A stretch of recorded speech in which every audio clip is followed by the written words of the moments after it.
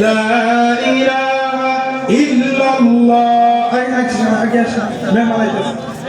লা ইলাহা ইল্লাল্লাহ লা ইলাহা ইল্লাল্লাহ মুহাম্মাদুর রাসূলুল্লাহ।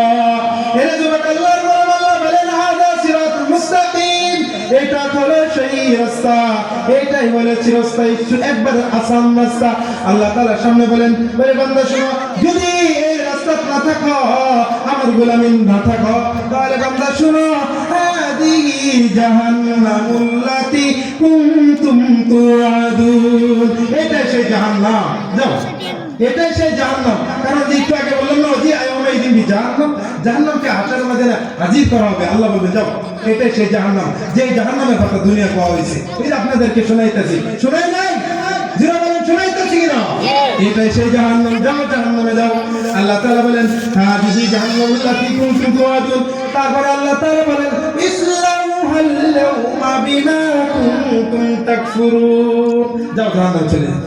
এরা জাহান্নামে যাওয়ার কারণ হলো, আল্লাহ কারণ বয়ান করতেছেন, ইসলামুহাল ইয়াওমা বিমা কুনতুম তাকফুরুন। এরা এই ব্যক্তিরা ওই ব্যক্তি তাকফুরুন যারা মাকে এক রব্বে কারীমকে ইনকার করেছে, এক আল্লাহকে ইনকার করেছে, মালউন শয়তানের ইবাদত করেছে, এরা সেই নাফরমান। যা সুদা পথে জাহান্নামে চলে যাবে। আল্লাহ তাআলা তারপরে বলেন শুধু জাহান্নামে যায় কি হবে বান্দা? এরা তারপরে জাহান্নামে যাইতে যাবে না। এরা বলেন জাহান্নামে যখন যাইতে যাবে না, আল্লাহ পাক তখন বলেন ইসলাউহাল ইয়াওমা বিমা কুনতুম তাকফুরুন। আল্লাহ আকবার বলেন। তো মেহমান আইছে, অল্প সময় মেহমান দুই কথা বলবে, আপনারা আসেন। যারা রাস্তাঘাটে আছি সবাই চলে আসি। হ্যাঁ, তিনি আমরা এই সমস্ত মেহমান যেটা আসে খারাপ না ভাই, আপনারা চলে আসেন ভাই।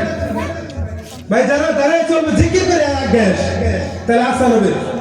জিকির করে লা ইলাহা ইল্লাল্লাহ, লা ইলাহা ইল্লাল্লাহ। ও ভাই যে দাঁড়ায় আছে, আসো চলে আসো। লা ইলাহা ইল্লাল্লাহ, আগে আসেন না ভাই।